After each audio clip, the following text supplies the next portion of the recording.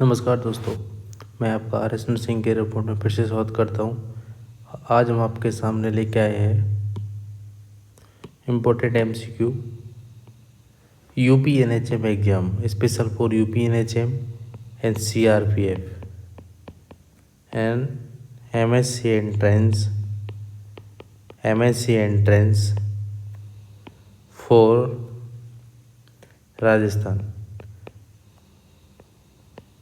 राजस्थान का जो MSc entrance का एग्ज़ाम होने वाला है, CRPF का एग्ज़ाम होने वाला है, स्पेशली फोकस है UPNHM पे। जो ये क्वेश्चन कराए जाएंगे ये पिछले पैटर्न के हिसाब से कराए जाएंगे ताकि आपको एग्ज़ाम में हेल्प मिल सके और कुछ क्वेश्चन आपके डायरेक्ट एग्ज़ाम से फंस सके। क्लियर। आगे हम क्वेश्चन की तरफ चलते हैं। सबसे फर्स्ट क्वेश्चन है आपके सामने, वोर कमेटी वाज कंस्टिट्यूटेड इन, कि वोर कमेटी कब कंस्टिट्यूट हुई। A option number 1943, B option number 1946, C ए 1942, डी ए 1941। आपको बस चार ऑप्शन है, ऑप्शन देख के बताना है आपको क्या आंसर करना है। चार ऑप्शन 1943, 1946, 1942, 1941। चार ऑप्शन है, हमको एक ऑप्शन को चॉइस करना है कि हमारा आंसर ए होगा, बी होगा, सी होगा या डी होगा। तो करेक्ट आंसर की बात करते हैं तो वोर कमेटी कब कंस्टिट्यूट हुई, वो 1943 के अंदर कंस्टिट्यूट हुई। तो A is the correct answer, A is the correct answer. तो A is the right answer. Clear. आगे चलते हैं। नेक्स्ट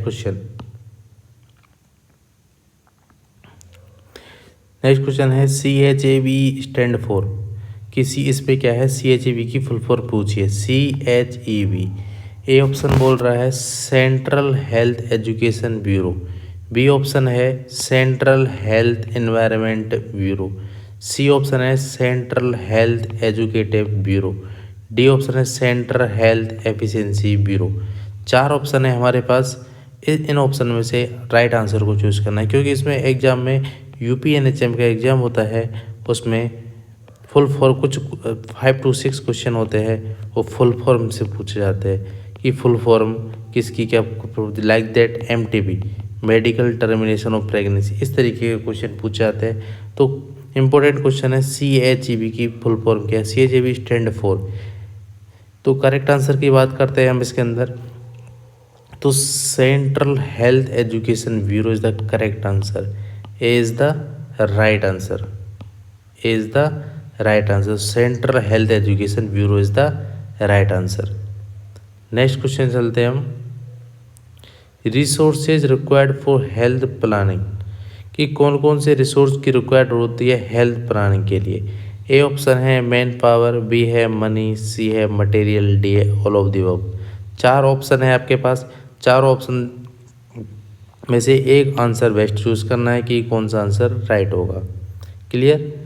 जो हम क्वेश्चन सेशन करवाएंगे वो डेली आपको क्वेश्चन सेशन करवाएंगे ताकि आपको मैक्सिमम उसका फ़ायदा मिल सके, मैक्सिमम आप उसका फ़ायदा मिल सके। आपको क्या करना है, वीडियो को ज़्यादा से ज़्यादा लोगों को शेयर करना है और मैक्सिमम लोगों को शेयर करना है ताकि मैक्सिमम लोगों को इसका फ़ायदा पहुंच सके, और चैनल को सब्सक्राइब करना ना भूलें। क्लियर। तो हेल्थ प्लानिंग के लिए कौन कौन से रिसोर्स की रिक्वायर्ड होती है, तो ए है मैन पावर, बी है मनी, सी है material, D all of the above. तो करेक्ट आंसर की बात करते हैं इसके अंदर, करेक्ट आंसर क्या होगा इसका अंदर, तो बात करते हैं D is the correct answer. हमें मैन पावर की भी नीड होती है, रिक्वायर्ड होती है, मनी पैसा की रिक्वायर्ड होती है, और जो मटेरियल होता है उसकी भी रिक्वायर्ड होती है। तो हमें तीनों चीज़, manpower, money and material and M, manpower, material and money की रिक्वायर्ड होती है रिसोर्सेज किसके लिए, हेल्थ प्लानिंग के लिए। क्लियर। नेक्स्ट क्वेश्चन चलते हैं, वेरी वेरी इंपॉर्टेंट, बहुत एग्जाम में पूछा हुआ question, very very important question. यहाँ से हम 2-3 सवाल क्लियर करेंगे। क्लियर। तो 1 CSC cover how many population, very very important. एक CSC होता है वो कितनी पॉपुलेशन कवर करता है।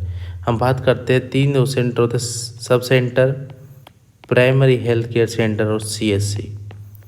फुल फॉर्म बात करते हैं sub centre, primary health centre. C option में बात करते हैं community health centre. Community health centre. तो बात करते हैं जो एससी होता है, जो सब सेंटर होता है, सब सेंटर की बात करते हैं तो दो तरह के एरिया होते हैं, hilly area and plain area. Hilly area and plain area बात करते हैं ट्राइबल एरिया, जो आदिवासी एरिया होता है उसमें जो सब सेंटर होता है वो करता है 3000। जो प्लेन एरिया होता है वो 5000 population. Very very important question है कि कितनी पॉपुलेशन कवर करता है। तो सब सेंटर की बात की हमने तो कितना हो गया, सब सेंटर बात की तो हमने 3000 से 5000 पॉपुलेशन। वही बात करते हैं हम सेम हिल एरिया या पीएससी की बात करते हैं। मैं बात करता हूँ पीएससी, प्राइमरी हेल्थ सेंटर। तो प्राइमरी सेंटर बात करें हिली एरिया पे हम करते हैं 20,000 पॉपुलेशन। क्लियर। देन हम बात करते हैं प्लेन एरिया पे हम 30,000 पॉपुलेशन। क्लियर। तो हमने बात की 30,000 पॉपुलेशन। क्लियर। ये हो गई पीएससी की बात। देन बात करते हैं हम सीएससी, जो इस क्वेश्चन के अंदर पूछा होगा है सब कम्युनिटी हेल्थ सेंटर कितनी पॉपुलेशन कवर करता है। हिली की बात करता हूँ मैं, हिली एरिया की बात करता हूँ तो वो करता है 80,000। भाई प्लेन एरिया की बात करता हूँ, तो 1,20,000, 1,20,000 एरिया को कवर करता है। ये यहाँ से सवाल इम्पोर्टेंट सवाल बनता है, आप इसे स्क्रीनशॉट ले सकते हो। इसे 100% एक सवाल पूछा जाता है। तो इसमें सीएससी का पूछा है तो सीएससी का आंसर करेक्ट क्या होगा, 80,000 to 1,20,000 is the correct answer. तो D is the right answer. हम क्वेश्चन को एलिमिनेट कर सकते हैं कि हमें क्वेश्चन के बारे में पूरा पता हो तो हम क्वेश्चन को एलिमिनेट करके भी उसका आंसर निकाल सकते हैं, क्योंकि ये पॉपुलेशन होती नहीं, ये भी नहीं होती, ये भी नहीं होती है। तो करेक्ट आंसर क्या होगा, D is the correct answer. तो सब सेंटर पे कितनी थी, 30,000 से 5,000 पॉपुलेशन। पीएससी 20,000 से 30,000 पॉपुलेशन। और बाई सीएससी की बात की तो 80,000 से 1,20,000 पॉपुलेशन। क्लियर। अगर आपको कोई डाउट लगता है तो कमेंट बॉक्स के अंदर लिख दीजिए। Next question, very very important question. Control of water supplies to ensure that they are pure and wholesome is statement of. जो ये स्टेटमेंट है वो किसने दी है, ये क्वेश्चन है यहाँ पे।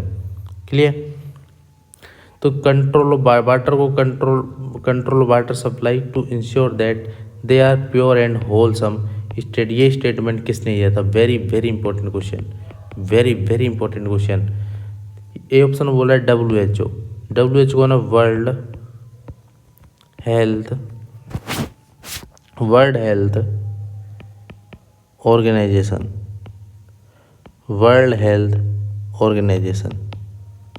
क्लियर। बी ऑप्शन है PCD, pollution control department. D option है department of health. C option है department of health. D option water supply department, इसको हम WSD के नाम से भी जानते हैं, वाटर सप्लाई डिपार्टमेंट। इसको हम DH के नाम से जानते हैं। क्लियर।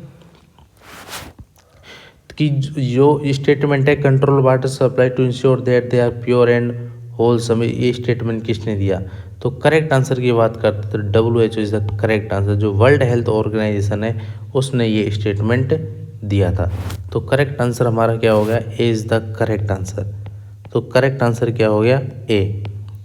जो WHO वर्ल्ड हेल्थ ऑर्गेनाइजेशन उसने स्टेटमेंट को दिया था। क्लियर। नेक्स्ट आगे चलते हैं, नेक्स्ट क्वेश्चन पे चलते हैं हम। इम्पोर्टेंट क्वेश्चन आपके सामने देखिए, potassium permanganate is use for disinfection of. जो पोटेशियम परमैंगनेट है, पोटेशियम परमैंगनेट की बात करते हैं KMNO4 है, उसका यूज किसको डिसइंफेक्शन करने के लिए किया जाता है। ए बोल रहा है, ए ऑप्शन है हमारे पास फ्रूट्स एंड वेजिटेबल्स को। बी ऑप्शन है वाटर। सी ऑप्शन है एयर, डी है instrument. Fruits and vegetable, then water means होता है पानी या जल, एयर मीन्स होता है हवा, इंस्ट्रूमेंट जो हमारे उपकरण होते हैं जो हॉस्पिटल के अंदर यूज किए जाते हैं। तो किस के अंदर, किस चीज़ के अंदर पोटेशियम KMnO4 होता है, पोटेशियम परमैंगनेट को डिसइंफेक्शन करने के लिए हम इसका यूज़ करते हैं। Very very important question. तो हम किसको डिसइंफेक्शन करने के लिए हम पोटेशियम परमैंगनेट का यूज करते हैं। आप वीडियो को कंटिन्यू देखते चलिए, आपको इस वीडियो के थ्रू बहुत फ़ायदा मिलेगा। और डेली एक बेहतरीन वीडियो, दिन में हमें 1 या 2 या 3 जितनी वीडियो हमसे प्रोवाइड हो पाएगी हम आपको फ्री ऑफ कॉस्ट प्रोवाइड करेंगे। क्लियर। और आपको ज़्यादा मोर इन्फॉर्मेशन के लिए यहाँ आप अगर ऑफलाइन बैच या ऑनलाइन बैच करना है तो 9672848848 या 9649848848 पर कॉन्टेक्ट कर सकते हैं।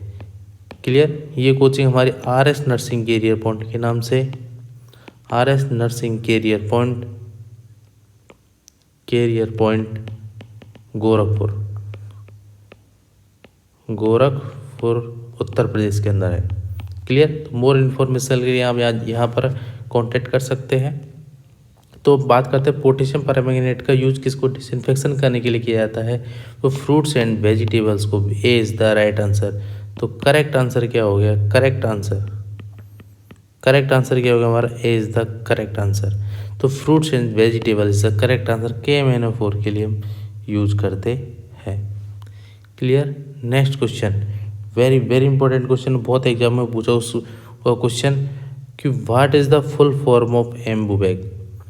जो एम्बू होता है उसकी फुल फॉर्म क्या होती है।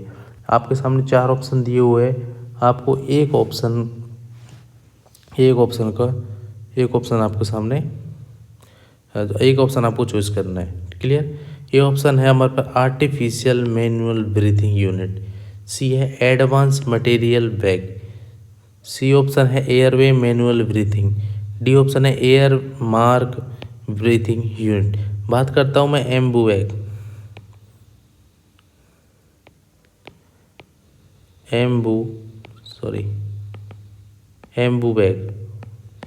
एम्बू बैग की कैपेसिटी बहुत बार पूछ जाती है, तो बहुत कैपेसिटी की बात करता हूँ। तो कैपेसिटी होती है इसकी 1200 ml, 1200 इसकी कैपेसिटी होती है किसकी, एम्बू बैग की। क्लियर। हम जब किसी पेशेंट को आर्टिफिशियल रेस्पिरेशन देते हैं या रिससिटेट करते हैं, उस कंडीशन के अंदर हम एम्बू बैग का यूज करते हैं। इसकी फुल फॉर्म की बात करते हैं तो वो होती है आर्टिफिशियल मैनुअल ब्रीथिंग यूनिट।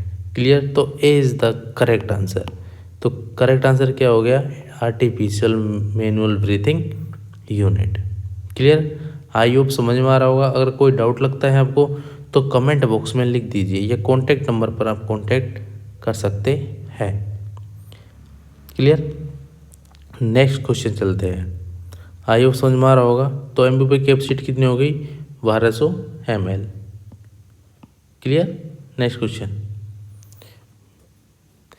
ये क्वेश्चन हमारे आगे देखिए, एम्बू बैग का हम यूज कहाँ करते हैं। ये ऑप्शन है हमारे पास to provide artificial respiration and resuscitation. Patient को आर्टिफिशियल रेस्पिरेशन देने के लिए और रिससिटेट करने के लिए हम इसका यूज़ करते हैं। भी वो सब ऑप्शन है हमारे पास।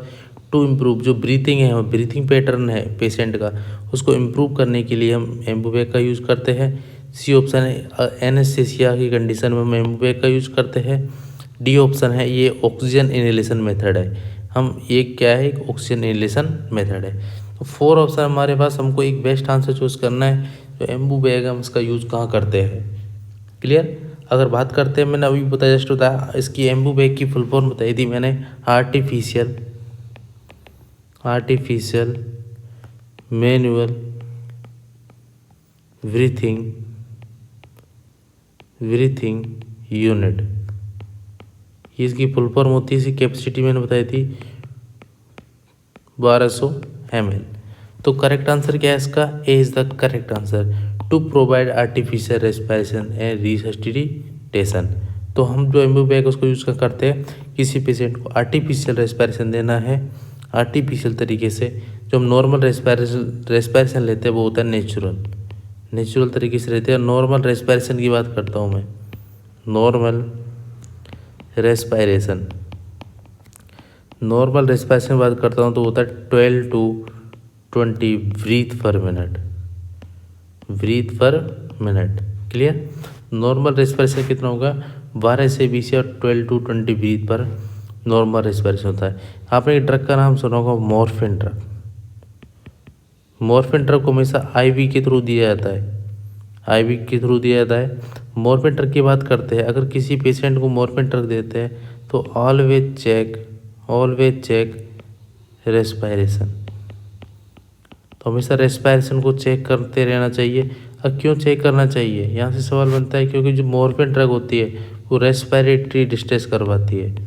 क्या करवाती है, रेस्पिरेटरी डिस्ट्रेस। अगर किसी पेशेंट को मॉर्फिन चल रहा है तो हमेशा हमारी वैरायटी क्या रहती है, रेस्पिरेशन को चेक करना होता है। अगर very important below 12 breath per minute आ रहा है, अगर 12 से कम ब्रीथ पर मिनट पेशेंट का है तो हम मॉर्फिन को क्या करते हैं, स्टॉप कर देते हैं। वेरी इंपॉर्टेंट, तो हम उसको क्या कर सकते हैं, स्टॉप कर देते हैं। क्लियर। अब बात करते हैं जो मॉर्फिन है उसका एंटीडोट क्या होता है। बहुत एग्जाम पूछा उस सवाल, मॉर्फिन का एंटीडोट तो वो होता है नैलेक्सोन। मॉर्फिन का एंटीडोट क्या होता है, नैलेक्सोन। क्लियर। तो ये हमने किसके बारे में बात की, मॉर्फिन के बारे में। तो नॉर्मल रेस्पिरेशन कितनों को, एम्बुवे की full form artificial main breathing unit होती है, 12 से 20 नॉर्मल रेस्पिरेशन होता है। क्लियर। तो देखिए नॉर्मल रेस्पिरेशन 12 से 20 होता है। मॉर्फिन होते हुए आईवी के थ्रू दिया जाता है। हमेशा रेस्पिरेशन को चेक करते रहना चाहिए, क्योंकि ये डिजीज क्या रेस्पिरेटरी डिस्ट्रेस करवाती है। क्लियर। इसका अगर 12 से कम है तो मॉर्फिन को स्टॉप कर देते हैं, और उसका एंटीडोट क्या होता है, नैलेक्सोन एंटीडोट होता है। तो एक करेक्ट आंसर हो गया, to provide artificial respiration resuscitation. Clear. I hope समझ में आ रहा होगा। Next, radiant warmer is used for all except. जो रेडियंट वार्मर होता है उसका हम यूज कहाँ करते हैं, एक्सेप्ट सवाल है। एक्सेप्ट मीन्स होता है, इसके अंदर 3 ऑप्शन होते हैं। वो क्या होता है, 3 ऑप्शन है वो, जो हमारे पास 3 ऑप्शन होते हैं वो क्या होते हैं, राइट होते हैं। 3 ऑप्शन क्या है, राइट होते हैं। एक्सेप्ट के सवाल में 3 ऑप्शन राइट होते हैं, एक आंसर क्या होता है, रॉन्ग होता है। लेकिन वही सवाल बन सकता है, एक्सपेक्ट बन सकता है। एक्सपेक्ट वाला, अगर एक्सपेक्ट सवाल बन रहा है,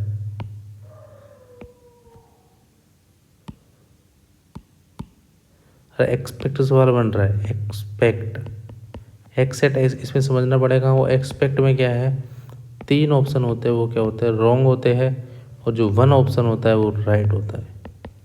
क्लियर। ये हमको क्वेश्चन समझना पड़ेगा कि क्वेश्चन के अंदर क्या पूछा है। तो इसमें क्वेश्चन तो पूछा है, एक्सेप्ट वाला सवाल पूछा है। एक्सेप्ट मतलब क्या है, 3 ऑप्शन तो राइट होंगे इसके अंदर, जो एक ऑप्शन होगा वो क्या होगा, रॉन्ग होगा। तो देखिए हम रेडियंट वार्मर का यूज हम पेशेंट होता है वो अगर हाइपोथर्मिया क्या होता है, हाइपोथर्मिया जो नॉर्मल टेम्परेचर होता है, नॉर्मल टेम्परेचर बात करते हैं 98.6 डिग्री फ़ारेनहाइट या 37 डिग्री सेल्सियस। क्लियर। अगर पेशेंट का टेम्परेचर बिलो 98.6 है या उससे कम है तो हम उसको बोलेंगे हाइपोथर्मिया। इस कंडीशन को बोलते हैं हम हाइपोथर्मिया। उस कंडीशन के अंदर हम किसी पेशेंट इसका रेडियंट वार्मर का यूज करते हैं। तो इज द राइट आंसर हो गया। क्लियर। देन जो प्री टर्म एंड LBW, जो प्री टर्म बेबी होते हैं, प्री टर्म क्या होता है, जो बेबी होते हैं नॉर्मल 37 वीक पे होता है। अगर बिलो 37 वीक से पहले अगर कोई बेबी पैदा हो रहा है उसको हम बोलते हैं प्री टर्म बेबी। क्या बोलते हैं, प्री टर्म बेबी। क्लियर। अगर 42 वीक से ज़्यादा हो रहा है उसको बोलते हैं post term baby. Clear. Then LBW, low birth weight किसको बोलते हैं हम, बिलो 2.5 kg। अगर 2.5 से कम है बेबी का वेट उसको हम LBW बोलते हैं। नॉर्मल की बात करते हैं हम तो 2.5 to 3.5 kg होता है। अगर एक एक्यूरेट आंसर की बात करते हैं तो 2.9 kg या 3 kg is the correct answer. Normal जो नॉर्मल वेट होता है, तो जो प्रीटर्म बेबी होता है उसको हाइपोथर्मिया में जाने चांस रहते हैं, और जो LBW को होता है उसमें हाइपोथर्मिया में जाने चांस रहते हैं। तो इस कंडीशन के अंदर भी हम इसका यूज करते हैं, तो बी इस राइट आंसर हो गया। डी ऑप्शन है मेंटेन बॉडी टेम्परेचर को मेंटेन करने के लिए भी इसका यूज करते हैं। तो हाइपरथर्मिया मतलब जो टेम्परेचर है वो क्या है, इंक्रीज है। टेम्परेचर ज़्यादा है उस कंडीशन के अंदर रेडिएंट वार्मर का यूज नहीं करते। तो करेक्ट आंसर हमारा क्या होगा, सी इज़ द करेक्ट आंसर। तो हाइपरथर्मिया वाली कंडीशन के अंदर हम यूज नहीं करते हैं। क्लियर? आई हो वीडियो समझ में आ रही होगी, आपको वीडियो अच्छी लग रही होगी, ज़्यादा से ज़्यादा लोगों को शेयर करें, अपने स्टेटस पर भी इसको लगाए। नेक्स्ट क्वेश्चन चलते हैं। What is the wave length of phototherapy light? जो फोटोथेरेपी लाइट होती है, फोटोथेरेपी लाइट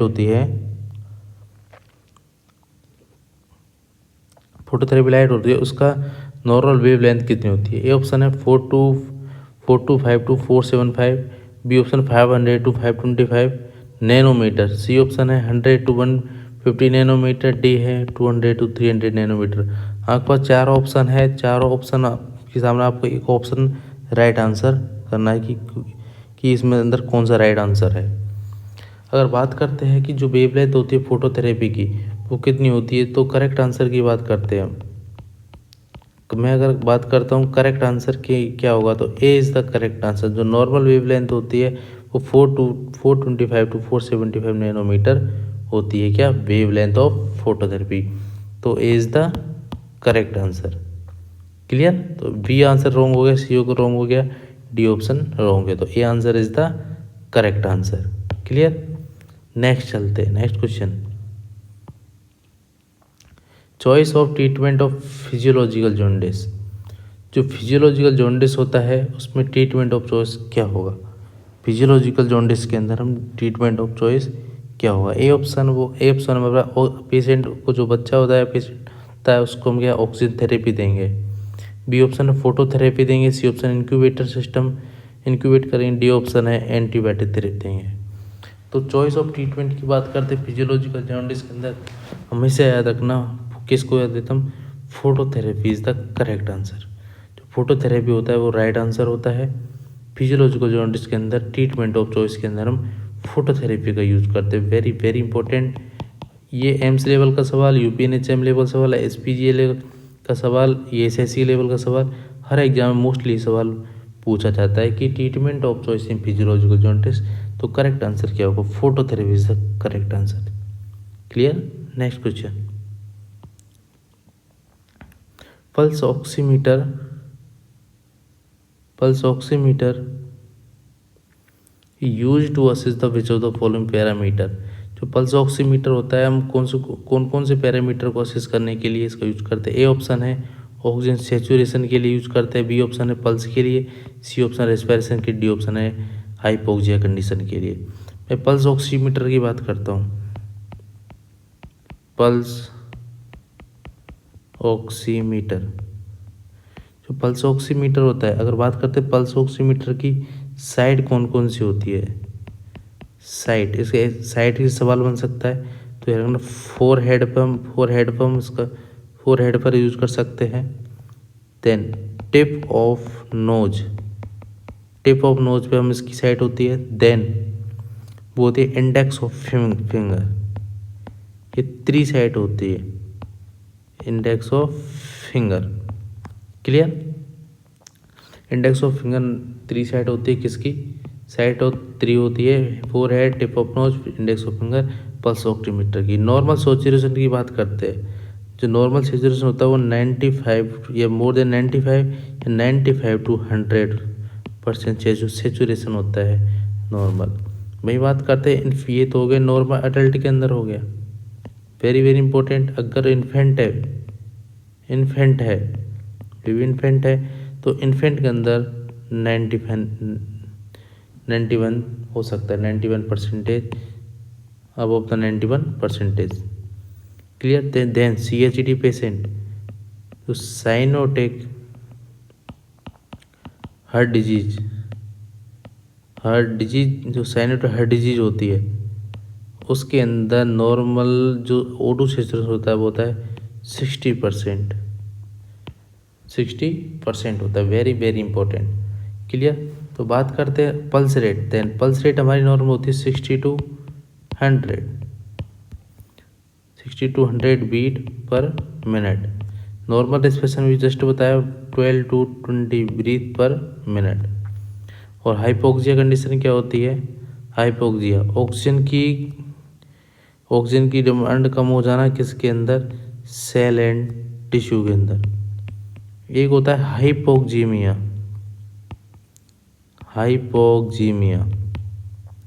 उसके अंदर ऑक्सीजन की डिमांड कम हो जाती है किसके अंदर? ब्लड के अंदर ऑक्सीजन की डिमांड कम हो जाए उसको बोलते हैं हाइपोक्सीमिया। क्लियर। तो पल्स ऑक्सीमीटर का हम यूज कहाँ करते हैं? तो ऑक्सीजन सैचुरेशन के लिए करते हैं, बिल्कुल करेक्ट बात है। पल्स भी उसमें देख सकते हैं, हाइपोक्सिया कंडीशन देख सकते हैं, लेकिन रेस्पिरेशन नहीं देख सकते। तो ये बिल्कुल खोटा सवाल है। तो करेक्ट, इसमें एक्सेप्ट सवाल पूछा है तो करेक्ट आंसर क्या होगा? C is the correct answer. तो respiration is the correct answer. तो करेक्ट आंसर क्या होगा? C is the correct answer. I hope समझ में आ रहा होगा। Next question, colour of oxygen gas cylinder. Very very important. जो ऑक्सीजन गैस होता है उसको सिलेंडर कलर कैसे होता है? ए ऑप्शन है black and white, B option है फ्रेंच ब्लू, सी है ग्रे, डी है ओनली वाइट। बात करते हैं जो ऑक्सीजन गैस सिलेंडर होता है, ऑक्सीजन गैस सिलेंडर का प्रेशर कितना होता है? वो होता है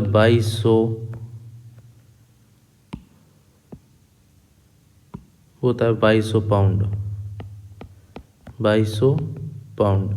या बात करते हैं हम 1000 केजी, क्योंकि जो 1 केजी होता है उसके अंदर 2.2 पाउंड होते हैं। 2.2 पाउंड होते हैं, तो 2200 केजी ये ऑक्सीजन गैस सिलेंडर का प्रेशर होता है। क्लियर। हमेशा रखना, जो ऑक्सीजन का गैस सिलेंडर होता है उसको हम हमेशा ओपन करते हैं, वो कैसे करते हैं? एंटी क्लॉकवाइज ओपन करते हैं। एंटी क्लॉकवाइज क्या करते हैं? हम ओपन करते हैं। क्लियर। ये इंपॉर्टेंट बात है। क्लियर। तब बात करते हैं जो ऑक्सीजन का गैस सिलेंडर होता है उसका कलर कैसे होता है? ब्लैक एंड वाइट कलर का होता है। कैसे कलर होता है? ब्लैक एंड वाइट कलर का होता है। देन फर्दर आगे चलते हैं। In which position BP instrument give correct measurement. कौन सी पोजीशन जिसके अंदर बीपी का जो इंस्ट्रूमेंट होता है, बात करते हैं जो बीपी इंस्ट्रूमेंट होता है उसका नेम क्या है? हम दो नाम देते हैं, तो बीपी अपरेटस बोलते हैं, या बात करता हूँ मैं स्फाइग्नोमेनोमीटर। मेजर करने के लिए हम स्फाइग्नोमेनोमीटर या बीपी अपरेटस के नाम से जानते हैं। के लिए जो बीपी अपरेटर बीपी कब होता है? जो हमारा एंटीकोवाइटल फोसा होता है, एंटीकोवाइटल फोसा, उससे 5 सेंटीमीटर अबव, 5 सेंटीमीटर बात करता हूँ तो 2 इंच अबव, क्योंकि जो 1 इंच होता है उसके अंदर 2.5 सेंटीमीटर होते हैं। 2.5 सेंटीमीटर होता है, तो उससे अबव रखते हैं एंटीकोवाइटल फोसा से। क्लियर। तो जो बीपी है उसका मेजर इंस्ट्रूमेंट है, उसका करेक्ट मेजरमेंट कैसे आएगा? Arm below the chest level. जो आर्म है उसको चेस्ट के लेवल से बिलो करेंगे तो बिल्कुल गलत बात है, हमेशा नहीं करते। B option sitting position with above the chest level, above भी नहीं करते, बिल्कुल गलत बात है। Sitting position and arm level of बिल्कुल सही बात है। हमेशा जो आर्म है उसको हार्ट के लेवल पे रखा जाता है, नहीं तो रीडिंग कैसी आती है? फॉल्स आती है। Side is below the brachial, नहीं, बिल्कुल गलत बात है। तो हमेशा याद रखना सिटिंग पोजीशन में रखते हैं, जो आर्म होती है उसको हार्ट के लेवल पे रखते हैं। क्लियर। अगर बात करते हैं आर्म को हम चेस्टेबल ज़्यादा रखेंगे तो ब्लड प्रेशर हाई आएगा, और जो सेटिंग में अबव रखेंगे, सॉरी बिलो रखेंगे तो क्या आएगा, लो आएगा, और जो अगर हम अबव रखेंगे तो क्या आएगा, हाई आएगा। क्लियर? तो करेक्ट आंसर क्या होगा, C is the correct answer. Next question चलते हैं। Flow inflating bag is also known as, flow inflating bag को हम किस नाम से जानते हैं? वेरी वेरी इंपॉर्टेंट क्वेश्चन है आपके सामने कि जो फ्लो इन्फ्लेटिंग बैग होता है उसको किस नाम जानते हैं? A option anaesthesia bag, B Ambu bag, C a suction, D a none of the above. Ambu bag का मैंने जस्ट अभी पिछले क्वेश्चन के अंदर बताया था। तो हम करेक्ट आंसर की बात करते हैं, जो फ्लो इन्फ्लेटिंग बैग होता है, हम उसको किस नाम से जानते हैं? उसको हम याद रखना किस नाम से, एनेस्थीसिया बैग के नाम से जानते हैं। Very very important question. तो फ्लो इन्फ्लेटिंग बैग होता है, हम उसको किस नाम से जानते हैं? एनेस्थीसिया बैग के नाम से। तो ये करेक्ट आंसर क्या हो गया, A is the correct answer. Next question, what is the priority when carrying out of a suction? अगर किसी पेशेंट को हम सक्शन दे रहे हैं उस टाइम हमारी प्रायोरिटी क्या रहेगी? ये ऑप्शन है provide 100% oxygen to the client, patient है उसको 100% ऑक्सीजन प्रोवाइड करना। बी ऑप्शन है इमरजेंसी ट्रे होती है उसको प्रिपेयर करना। सी ऑप्शन है consult the doctor. D option है नन ऑफ द अबव। तो बात करता हूँ मैं सक्शन करते हैं जो सक्शन के होता है वो येलो कलर का होता है। क्लियर? याद रखना, जो सक्शन करने से पहले, बिफोर एंड पेशेंट को हमें क्या कहता है, 100% ऑक्सीजन देते हैं, 100% ऑक्सीजन प्रोवाइड करते हैं। क्लियर? और जो normal very very important normal suction time होता है वो कितना होता है, वेरी वेरी इंपॉर्टेंट 10 सेकेंड हम सक्शन करते हैं। क्लियर? तो करेक्ट आंसर की बात करते हैं, provide 100% oxygen to the client. तो पेशेंट होता है उसको हम 100% ऑक्सीजन देते हैं अगर किसी पेशेंट का हम सक्शन कर रहे हैं तो। Next question, most commonly restrain use in infant, कौन सा रिस्ट्रेन यूज करते हैं मोस्ट कॉमनली किसके अंदर, इन्फेंट के अंदर। इन्फेंट किसको बोलते हैं हम, 1 ईयर के बच्चे को। क्लियर? तो कौन सा रिस्ट्रेन करते हैं, मम्मी रिस्ट्रेन, बोथ और नॉन ऑफ दी अबव। तो करेक्ट आंसर क्या होता है, सी इज द करेक्ट आंसर। जो मम्मी रिस्ट्रेन होता है, रिस्ट्रेन होता है, हम दोनों यूज करते हैं किसके अंदर, इन्फेंट के अंदर। तो C is the correct answer. I hope आपको वीडियो पसंद आ रही होगी, और वीडियो पसंद आ रही है ज़्यादा से ज़्यादा लोगों को शेयर करें, और जो आपका एग्ज़ाम होगा आपको 100% इसमें बेनिफिट मिलेगा इस वीडियो को देखने के बाद। Next question, lung function test are determined by, जो लंग्स फंक्शन टेस्ट होता है हम उसको किसे डिटरमाइन करते हैं? ऐसे क्वेश्चन आते हैं हमारे पास, हम उसको एलिमिनेशन के मेथड से करना पड़ता है। देखिए बात करता हूँ, जो बैरोमीटर होता है हम उसको किसकी, बैरोमीटर का यूज हम कहाँ करते हैं? तो हम जो एटमॉस्फेरिक जो प्रेशर होता है, एटमॉस्फेरिक प्रेशर को मीजर करने के लिए, हम डिटरमाइन करने के लिए हम किसको यूज करते हैं, बैरोमीटर का। जो स्पायरोमीटर होता है, स्पायरोमीटर को हम LFT, लंग्स फंक्शन टेस्ट, जो ये इज द करेक्ट आंसर। तो स्पायरोमीटर यूज करते हैं। जो स्पायरोमीटर जस्ट वीडियो में बताया मैंने, उसका हम BP मेजरमेंट के लिए करते हैं, BP मेजरमेंट। क्लियर? देन बताया मैंने टोनोमीटर का हम IOP, इंट्राऑक्यूलर प्रेशर, क्या, इंट्राऑक्यूलर प्रेशर को मेजरमेंट करने के लिए हम तो टोनोमीटर होता है। तो नॉर्मल IOP होता है 10 to 21 mm ऑफ Hg। अगर मैं किलो पास्कल के अंदर बात करता हूँ तो 1.3 से 2.6 किलो पास्कल के अंदर होता है। Very very important. तो हम उसको मेजर करने के लिए हम टोनोमीटर का यूज करते हैं। क्लियर? तो हमने 3 ऑप्शन हम जानते हैं, टोनोमीटर का यूज कहाँ करते हैं, तो ये कोटा सवाल हो गया। स्पायरोमीटर का भी हम जानते हैं, ये भी खोटा बात हो गई। बैरोमीटर को आता है, ये भी खोटी बात हो। तो करेक्ट आंसर क्या होगा? Spirometer is the correct answer. तो स्पायरोमीटर है, हम इसका यूज मोस्टली किस क्यों करते हैं? To prevent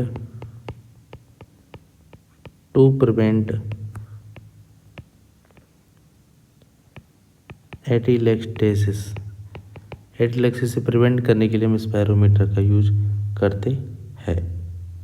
clear? Then what is the time required for sterilization in an autoclave? जो ऑटोक्लेव होता है उसको स्टेरिलाइजेशन के लिए कितना टाइम होता है नॉर्मली? और बात करते हैं जो हम ऑटोक्लेव होता है उसका टेम्परेचर कितना होता है? वेरी वेरी इंपॉर्टेंट, टेम्परेचर की बात करते हैं तो टेम्परेचर होता है 121 डिग्री सेल्सियस। यार कितना? सेल्सियस के अंदर 121 डिग्री सेल्सियस होता है। वही बात करता हूँ प्रेशर कितना होता है? वेरी वेरी इंपॉर्टेंट, होता है 15 से 20 पाउंड प्रेशर होता है।